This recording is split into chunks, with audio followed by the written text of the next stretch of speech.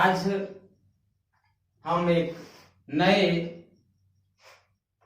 Topic के साथ आए हैं जिसे करंट अफेयर कहा जाता है और ये कॉम्पिटिटिव एग्जाम के लिए बहुत ही एक बेहतरीन टॉपिक है।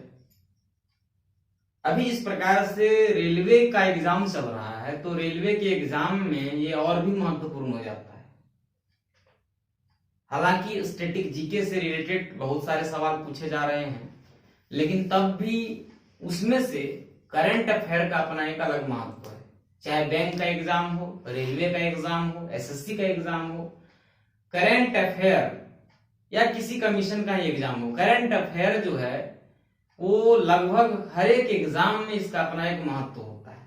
इसलिए हम करंट अफेयर के बारे में अभी आपको कुछ ना कुछ जानकारी देंगे। जो कुछ जानकारी है मेरे पास उसको अभी हम आपके सामने रखेंगे, लेकिन उससे पहले कहना चाहेंगे कि हार के साथ जीत भी मिल सकती है, हार के साथ जीत भी मिल सकती है, और लगे रहो तो प्रभु की प्रीत भी मिल सकती है। हार के साथ जीत भी मिल सकती है, लगे रहो तो प्रभु की प्रीत भी मिल सकती है। और कई बाबा तो इसीलिए धुन रमाए रहते हैं कि इन्हीं भक्तों में कोई हनीप्रीत भी मिल सकती है, कोई हनीप्रीत भी मिल सकती है। आइए देखते हैं करंट अफेयर, और बहुत ही मस्ती से पढ़ना है ताकि आराम से सब कुछ याद हो जाए। आइए देखते हैं।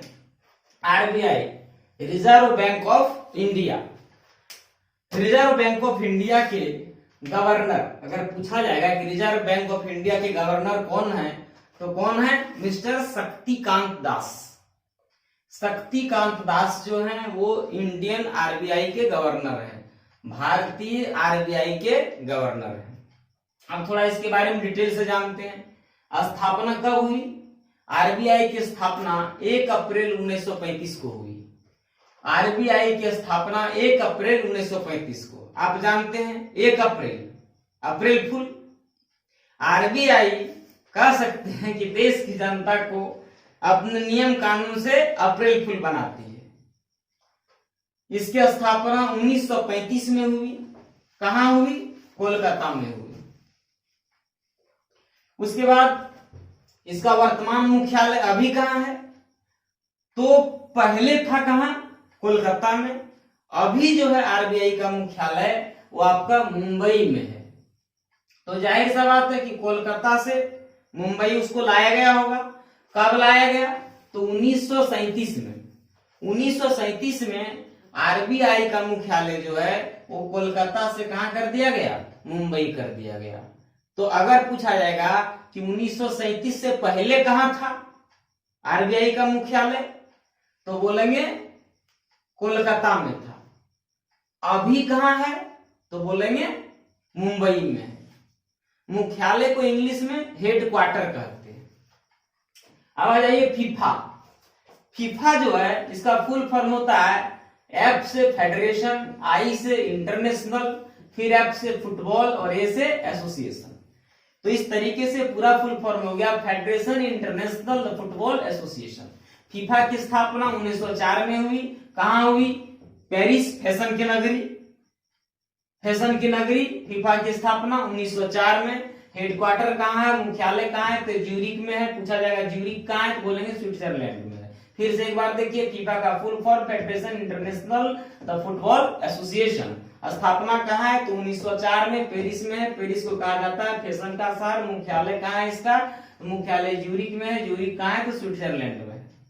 उसके बाद आ जाइए नाबार्ड। नाबार्ड जो है इसको कहा जाता है राष्ट्रीय बैंक।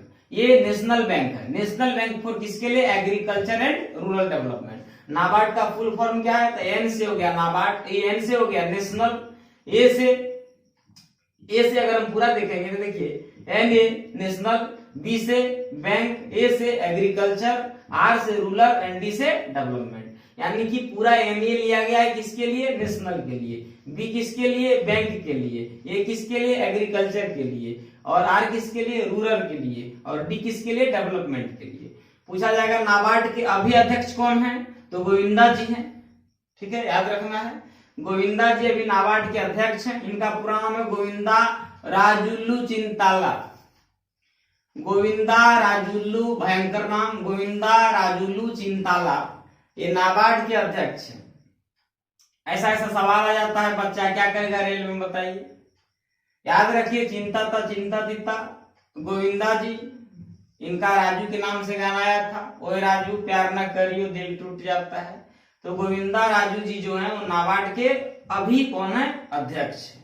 अध्यक्ष यानी इंग्लिश में बोलेंगे तो प्रेसिडेंट है। नाबार्ड के प्रेसिडेंट कौन है, तो गोविंदा राजुल्लू चिंताला। सेबी, सेबी का फुल फॉर्म क्या होता है, security exchange board of India. Security exchange board of India, SEBI का फुल फॉर्म क्या है, security exchange board of India. इसके अध्यक्ष कौन है, तो सेबी के अध्यक्ष है अजय त्यागी जी। याद रखिए त्यागी चाचा, त्यागी चाचा कौन है, सेबी के अध्यक्ष है। आपको नहीं याद रहे तो चाचा भैया दादा मौसा जो भी है बोल के याद रखिए। अजय त्यागी जी जो हैं वो सेबी के अध्यक्ष हैं। हम लोग इनको प्यार से त्यागी चाचा कहते हैं। सेबी के अध्यक्ष हैं कौन, त्यागी चाचा। पूरा नाम क्या है, मिस्टर अजय कुमार त्यागी। 7वें वेतन आयोग के अध्यक्ष कौन है, अशोक कुमार माथुर। 7वें वेतन आयोग के अध्यक्ष कौन है, तो अशोक कुमार माथुर है। अब आ जाइए रेलवे बोर्ड के नए अध्यक्ष। रेलवे बोर्ड के नए अध्यक्ष यानी कि प्रेसिडेंट और सीईओ अभी कौन है, तो मिस्टर सुनीत शर्मा अभी हैं। पूछा जाएगा वर्तमान में अभी कौन है, तो सुनीत शर्मा। लेकिन इससे पहले कुछ ही दिन पहले चेंज हुए हैं। इससे पहले कौन थे, तो इससे पहले थे विनोद कुमार यादव जी। विनोद कुमार यादव जी पहले थे। पूछा जाएगा पहले कौन थे, सुनीत शर्मा से पहले, तो पहले विनोद कुमार यादव। अभी कौन है, तो अभी है सुनीत शर्मा। सुनीत शर्मा कौन है, तो रेलवे बोर्ड के नए अध्यक्ष हैं, या कह सकते हैं कि रेलवे बोर्ड के सीईओ भी हैं। रेलवे बोर्ड के अध्यक्ष, रेलवे बोर्ड के सीईओ अभी कौन है, सुनीत शर्मा है। इससे पहले कौन थे, तो इससे पहले थे विनोद कुमार यादव। विनोद कुमार यादव रेलवे बोर्ड के अध्यक्ष थे। किससे पहले, किससे पहले, अरे किससे पहले, तो इससे पहले, इससे पहले, किससे पहले, विनोद यादव से पहले। विनोद यादव से पहले कौन था, इन्हें पूछा जाएगा। अभी सुनीत शर्मा है, सुनीत शर्मा से पहले विनोद यादव। इधर आ जाइए, केंद्रीय फिल्म प्रमाणन बोर्ड के अध्यक्ष। पूछा जाएगा कि केंद्रीय फिल्म प्रमाणन बोर्ड के अध्यक्ष कौन है, तो जाहिर सा बात है, मतलब हम लोग बात कर रहे हैं बॉलीवुड, है ना, तो पूरा बोर्ड जो है जो सर्टिफिकेट देता है, बी ग्रेड का मूवी, सुने हमने ए ग्रेड का मूवी, है ना, सिर्फ एडल्ट के लिए, ऐसा कुछ हम लोग देखते हैं, तो उसके अध्यक्ष कौन है, प्रसून जोशी जी हैं। केंद्रीय फिल्म प्रमाणन बोर्ड के अध्यक्ष प्रसून जोशी। लोक लेखा समिति के अध्यक्ष कौन है, चौधरी चाचा, चाचा चौधरी, अधीर रंजन चौधरी। याद रखना है, अधीर रंजन चौधरी कौन है, अधीर रंजन चौधरी कौन है, लोक लेखा समिति के अध्यक्ष हैं। अब देखिए, महाढीठ आदमी भारत का, भारत का महाढीठ, जिसको मोटा भाई भी कहते हैं प्यार से लोग, अमित शाह जी। एकदम ये ढीठ आदमी है कि किसी का बात नहीं सुनता है, जो चाह लिया वो कर देगा। अमित शाह, नाम में ये छुपा शाह, शाह मतलब केकरो कुछ नहीं पूछेगा, उसका सब चलेगा। एक नंबर का ढीठ आदमी। अभी कौन है, भारत का गृह मंत्री। भारत में भी 2 ढीठ है बैठा, और तीसरा तैयार हो रहा है। पहला ढीठ नरेंद्र मोदी, दूसरा ढीठ अमित शाह, और तीसरा सब जानता है जोगी बाबा। तो देखिए यहाँ हम लोग अभी अमित शाह के बारे में पढ़ रहे हैं। अमित शाह कौन है, भारत के गृह मंत्री हैं, होम मिनिस्टर। पहला गृह मंत्री कौन थे, मिस्टर सरदार वल्लभ भाई पटेल, जेकर साथ नेहरू चचा बेमानी कर दिए और अपने बन गए कौन, प्रधानमंत्री। रियल में प्रधानमंत्री बनने का हकदार, इसके बारे में बताएंगे किसी वीडियो में, रियल में प्रधानमंत्री बनने का हकदार वोटिंग के माध्यम से भी सरदार वल्लभ भाई पटेल हुए थे, लेकिन चाल चल दिए, सेटिंग वेटिंग का मामला था अपना, तो उसमें जो है सरदार वल्लभ भाई पटेल पिछड़ गए। नेहरू जी कौन बन गए, नेहरू जी बन गए पहले प्रधानमंत्री, और इनको बना दिया गया, फुसला लिया गया इनको, बुतरू जैसा फुसला दिया सब। क्या बना दिया? गृह मंत्री। बोला गया कि देखिए प्रधानमंत्री के बाद सबसे बड़ा पोस्ट होता है गृह मंत्री, वाकई में होता है। तो ये भी जो है सोचे कि वो तो मिलवे ना करेगा, चाल चल दिया ये लोग, तो ये भी जो है बोले कि सर ठीक है बना दीजिए तो यही संभाल लेंगे। और रियल में इसके लायक थे गृह मंत्री। कौन बन गए? सरदार वल्लभ भाई पटेल।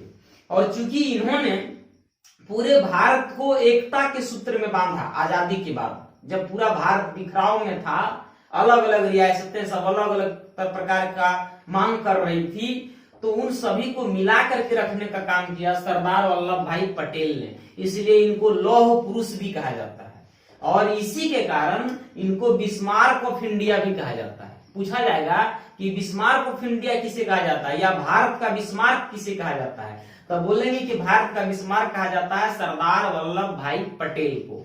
लौह पुरुष किसे कहा जाता है, तो भारत का आयरन मैन भी है सरदार वल्लभ भाई पटेल। अब आयरन मतलब क्या? लोहा के बने थे? नहीं, आयरन मैन का मतलब होता है कि इनका विचार आयरन वाला था, इनका जो थॉट था, जो थिंकिंग था, वो आयरन के जैसा था, मतलब कठोर था, जो ठान लेते थे वो करके दिखाते थे, ये भी कम ढीठ नहीं थे। तो सरदार वल्लभ भाई पटेल को बिस्मार्क ऑफ इंडिया कहा जाता है। अब आइए देखिए पढ़ते हैं। कोबी बाबा भारत के राष्ट्रपति अभी कौन है? रामनाथ कोविंद। ये भारत के 14वें राष्ट्रपति हैं। कहां के हैं? बिहार के हैं। पहले राष्ट्रपति कहां के थे? बिहार के थे। बिहार का दबदबा रहा है, एक बिहारी सब पर भारी। भारत के राष्ट्रपति रामनाथ कोविंद। केवे राष्ट्रपति हैं? 14वें हैं। केवे राष्ट्रपति है रामनाथ कोविंद? 14वें हैं। पहले राष्ट्रपति कौन थे? डॉक्टर राजेंद्र प्रसाद। वेतन कितना मिलता है? 5 लाख रुपया प्रति महीना। एक महीना में 5 लाख मिलता है। किसको? भारत के राष्ट्रपति को। न्यूनतम माने राष्ट्रपति अगर आपको बनना है तो उम्र का जो रूल है वो क्या है? आपका उम्र कम से कम 35 वर्ष होना चाहिए, तब नॉमिनेशन फाइल कर पाइएगा। आपको पूछेगा कि अधिक से अधिक कब तक बन सकते हैं, तब जब तक फुकफुकिया रहेगा। जब भारत का राजनीति में यही नियम है, जब तक धड़कन चलता रहेगा आपका राजनीति बोलता रहेगा, बस धड़कन धकधकाना चाहिए। बाकी भारत का राजनीति सबसे आसान। न्यूनतम उम्र 35 वर्ष, मैक्सिमम अधिकतम पता नहीं कितना, मर नहीं जाएगा तब तक चुनाव लड़ सकता है। तो न्यूनतम उम्र भारत का राष्ट्रपति का 35 वर्ष। कोई कह देगा कि बताइए लोकसभा का चुनाव लड़ना है तो कितना उम्र होना चाहिए? 25 वर्ष। हम लड़ सकते हैं हम, लेकिन अभी सब्सक्राइबर नहीं बढ़ा है इसीलिए। तो यहाँ देखिए 35 वर्ष क्या है न्यूनतम उम्र, किसके लिए? राष्ट्रपति का चुनाव लड़ने के लिए। राष्ट्रपति की चर्चा आर्टिकल 52 में की गई है। राष्ट्रपति के बारे में जो कुछ भी चर्चा है आर्टिकल 52 में कही गई है। उसमें एक बात कहा गया है एकदम साफ साफ कि भारत में एक ही राष्ट्रपति होगा। तो कौन बड़ा का काम कहा गया? ठीक है, कहा गया एक राष्ट्रपति, 2-4 गो रहेगा तो मारामारी होगा, इसलिए भारत में एक राष्ट्रपति। किसमें चर्चा है? आर्टिकल 52 में। भारत के पहले लोकपाल पूछा जाएगा। अब बिल के बारे में बात नहीं कर रहे हैं, इन्हें कि लोकपाल बिल पास करा देंगे। यहाँ भारत के पहले लोकपाल पोस्ट है, कौन थे? जस्टिस पिनाकी चंद्र घोष। ठीक है, जितना बड़ा पोस्ट उतना बड़ा नाम, जस्टिस पिनाकी चंद्र घोष। भारत के पहले लोकपाल जस्टिस पिनाकी चंद्र घोष। भारत के पहले लोकपाल जस्टिस पिनाकी चंद्र घोष। भारत के महान्यायवादी, भारत के महान्यायवादी के वेणुगोपाल।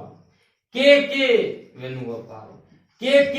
वेणुगोपाल। मेरे सर कहते थे सुन रे चेला, के वेणुगोपाल। कौन है? के वेणुगोपाल। भारत के महान्यायवादी के वेणुगोपाल। आर्टिकल 76 में इसकी चर्चा है। भारत के महान्यायवादी की चर्चा अनुच्छेद किसमें है? 76 में। अनुच्छेद 76 में क्या कहा गया है? कहा गया है कि प्रेसिडेंट जो है वो नियुक्त करेगा। किसको? भारत के महान्यायवादी को। कौन नियुक्त करेगा? प्रेसिडेंट करेगा। प्रेसिडेंट माने कौन? राष्ट्रपति। भारत का राष्ट्रपति क्या करेगा? तो भारत का राष्ट्रपति जो है भारत के महान्यायवादी का क्या करता है? नियुक्ति करता है। अब आ जाइए supreme court. Supreme court SC, supreme court SC सबसे बड़ा कोर्ट। मुख्य न्यायाधीश कौन है अभी? जस्टिस शरद अरविंद बोबड़े। बोबड़े बोबड़े जो है वो सुप्रीम कोर्ट के मुख्य न्यायाधीश है। केवां नंबर के न्यायाधीश है? 47वां नंबर के। इससे पहले 46 हो चुका है, 47वां नंबर। इसके बारे में बताएंगे कि कैसे मुख्य न्यायाधीश बनता है, उसका क्या प्रक्रिया है, किसी वीडियो में डिटेल से बताएंगे। अभी हम लोग करंट अफेयर पढ़ रहे हैं। तो भारत सुप्रीम कोर्ट के मुख्य न्यायाधीश अभी कौन है? जस्टिस शरद अरविंद बोबड़े। जस्टिस शरद अरविंद बोबड़े कौन है? भारत के मुख्य न्यायाधीश। भारत के सुप्रीम कोर्ट के पहले मुख्य न्यायाधीश कौन थे? एच.जे. कानिया। एच.जे. कानिया, हाँ एच.जे. कानिया। कुल न्यायाधीश कितने होते हैं सुप्रीम कोर्ट में? सुप्रीम कोर्ट में कुल न्यायाधीश 34 होते हैं। एक होता है हेड और बाकी 33 को फुलधरिया। 33 को रहता है जो सब फुलधरिया, मतलब बेइज्जती हम नहीं कर रहे हैं। 33 को सपोर्टिव होता है, एक रहता है हेड, 33 को सपोर्टिव। भारत के विदेश मंत्री कौन है? बहुत पढ़े लिखे आदमी है, doctor S Jaishankar. Doctor S Jaishankar बहुत विद्वान आदमी है, भारत का विदेश मंत्री है। पूछा जाएगा भारत के पहले विदेश मंत्री कौन थे? पंडित जवाहरलाल नेहरू। अब सोचिए, पहले प्रधानमंत्री भी थे और पहले विदेश मंत्री भी थे। क्या है? विदेश में इनका आगे नहीं बोलना चाहिए, विदेश में इनको घूमने की बड़ी इच्छा था, तो विदेशी नीति लेकर के आते थे, उधर रहते थे। तो पंडित जवाहरलाल नेहरू जो थे ये पहले विदेश मंत्री भी थे और पहले प्रधानमंत्री भी थे। कहां के? भारत के। अभी वित्त मंत्री कौन है? निर्मला चाची, निर्मला सीतारमण। याद रखिए इसे, चाची उची कह दीजिए जो भी है, लेकिन याद रखना है, काम देगा परीक्षा में। चाची कभी काम नहीं देगी। वित्त मंत्री अभी कौन है भारत के? भारत के वित्त मंत्री है निर्मला सीतारमण। अभी जो है भारत के वित्त मंत्री कौन है? तो निर्मला सीतारमण। पूछा जाएगा भारत के पहले वित्त मंत्री कौन थे? तो भारत के पहले वित्त मंत्री थे लियाकत अली खान। भारत के पहले वित्त मंत्री कौन थे? लियाकत अली खान। पूछा जाएगा कि अभी कौन है? अरे अभी कौन है? तभी बताएं, चाची है निर्मला सीतारमण। निर्मला सीतारमण अभी है। पहले सबसे पहले वाला लियाकत अली खान ना होता है। अभी कौन है रे? अभी है लाल वाला। पहले कौन? कुछ भी उसी तरीके से याद रखना है। अभी वित्त मंत्री निर्मला सीतारमण। अब बताइए, इनको समझे में नहीं आता कि हम हैं कौन सी। थोड़े दिन पहले ही रक्षा मंत्री इनको बना दिया गया था। अब बताइए, जब तक ये अब गोली बंदूक सेटिंग करना सीख रहे थे, अभी बना दिया गया इनको विदेश मंत्री, वित्त मंत्री। अरे ये गिनना सीखे क्या होगा? सही, हम लोग राजनीति में कंफ्यूजन है, केकरा कब क्या बना देगा। स्मृति ईरानी, मोदी जी कभी उनको कुछ बना देते हैं, शिक्षा मंत्री बन जाती है इंटर पास में। कभी वो जो है वो बन जाती है फैशन कपड़ा डिजाइनिंग मंत्री, पता नहीं कुछ बन जाती है। याद रखना, लेकिन रखना पड़ता है, विद्यार्थी को दिक्कत होता है। मोदी जी बढ़िया से बनाइए, एक आदमी को एक चीज रहने दीजिए लंबा समय तक। वित्त मंत्री अभी कौन है? निर्मला सीतारमण। पहले वित्त मंत्री कौन थे? लियाकत अली खान। देखिए, विद्यार्थी के लिए ये सवाल जरूर याद होना चाहिए। अभी भारत के शिक्षा मंत्री कौन है? विशाल नाम है, रमेश पोखरियाल निशंक। रमेश पोखरियाल निशंक। प्रथम शिक्षा मंत्री कौन थे? मौलाना अबुल कलाम आजाद। याद रखना, अब्दुल कलाम ने कर दीजिएगा, अबुल कलाम। अबुल कलाम आजाद भारत के पहले शिक्षा मंत्री थे। अभी शिक्षा मंत्री कौन है? तो अभी शिक्षा मंत्री कौन है? तो अभी रमेश पोखरियाल निशंक है। अभी भारत के शिक्षा मंत्री कौन है? रमेश पोखरियाल निशंक। और भारत के पहले शिक्षा मंत्री कौन थे? तो भारत के पहले शिक्षा मंत्री थे कौन? मौलाना अबुल कलाम आजाद। यही सोच के बनाया कि साला मौलाना है, बड़ी बुद्धि है इसको। हिंदू धर्म में ब्राह्मण और मुस्लिम में मौलाना, धर्म के पगला के रख दिया है। वैसे हम भी ब्राह्मणे हैं, मतलब ये नहीं कि सब ब्राह्मण वैसे होता है, समझ लेना है। और सब मौलाना भी मूर्ख नहीं होता है। आजकल के मौलाना जो टीवी में आता है, सब चर्चा करने, महामूर्ख सब होता है। खाने पीने को औकात में है, 5,000 10,000 रुपया में बिक गया, मौलाना बन गया, उल्टा सीधा धर्म के नाम पर लड़ाता है। भारत के खेल मंत्री अभी कौन है? अरे अभी कौन है? तो जवाब देना है किरण रिजिजू। जिज्जू भारत के खेल मंत्री हैं। बताइए, नामे से लगता है कि खेल कर रहे हैं। किरण रिजिजू भारत के खेल मंत्री हैं। किरण रिजिजू भारत के खेल मंत्री किरण रिजिजू। सब चला लो, ध्यान से सुन लो। किरण रिजिजू भारत के खेल मंत्री। भारत के सड़क परिवहन मंत्री अभी कौन है? एकदम मोटा भाई, चरचरा के चलते हैं, नितिन गडकरी। कब पेट फट जाएगा पता नहीं, ठीक है, हाथ से पहले उनका पेट मिलता है। भारत के सड़क परिवहन मंत्री अभी कौन है? नितिन गडकरी। भारत के मुख्य आर्थिक सलाहकार, पूरा इकोनॉमी डिपेंड करेगा इनका राय पर। भारत का नाम क्या है? कृष्णमूर्ति सुब्रमण्यम। अभी प्रॉब्लम में होंगे, का इकोनॉमी घट गया है, ठीक है, तो इनके हिसाब से सब चल रहा है। भारत के मुख्य आर्थिक सलाहकार हैं, एडवाइजर है, economical advisor, man economical advisor of, या कह सकते हैं chief economical advisor of India, Krishnamurthy Subramanian. Bharat के थल सेना प्रमुख, आ जाइए लड़ाई झगड़ा में भी पूरा एकदम सब हरियाणा में लगा है। भारत के थल सेना प्रमुख कौन है? मनोज मुकुंद नरवणे। मनोज मुकुंद नरवणे थल सेना प्रमुख। केवा है? 28वां। पूछा जाएगा कि केवे है तो 28वें है। नाम क्या है? मनोज मुकुंद नरवणे। कौन है? भारत के थल सेना प्रमुख। उसके बाद पूछा जाएगा वायुसेना प्रमुख अभी कौन है? आर के भदौरिया। आर के भदौरिया क्या है? 26वां। 26वां क्या है? वायुसेना प्रमुख। भारत का 26वां वायुसेना प्रमुख अभी है, 26वां। अभी नंबर कितना है? 26वां। नाम क्या है? आर के भदौरिया। याद रखिए, आर के भदौरिया जी जो है वो क्या है? 26वें वायुसेना प्रमुख है। अब आ जाइए, जल सेना बोलिए चाहे नौसेना बोलिए, इंडियन नेवी बोलिए, कोई दिक्कत नहीं। तो 3 सेना है, थल सेना, वायुसेना और नौसेना या जल सेना, जो भी कहिए। थल सेना, वायुसेना, जल सेना, या जल सेना कोई नौसेना कहते हैं। तो भारत का जल सेना प्रमुख अभी कौन है? तो एडमायरल करमवीर सिंह। ये केवा है? 24वां। पूछा जाएगा कि थल सेना, वायुसेना, जल सेना चाहे नौसेना जो भारत का है उसका हेडक्वार्टर कहाँ है, उसका मुख्यालय कहाँ है? तो बोलेंगे कहाँ है? नई दिल्ली में है। थल सेना, वायुसेना, जल सेना और क्या? तीन को, ये और क्या मतलब? ये 3 को। तो इसका कहाँ होगा हेडक्वार्टर? नई दिल्ली में। नई दिल्ली में बनाया गया है। चलिए आज इतना ही रखते हैं। धन्यवाद। जय हिंद, जय भारत। दोबारा मिलते हैं। लाइक कीजिए, सब्सक्राइब कीजिए, एकदम कचकचा के दबाइए बेल और हमको पहुंचा दीजिए जल्दी से, मोनेटाइज हो जाए चैनल, तो और भी शानदार वीडियो बनाएंगे। जय हिंद।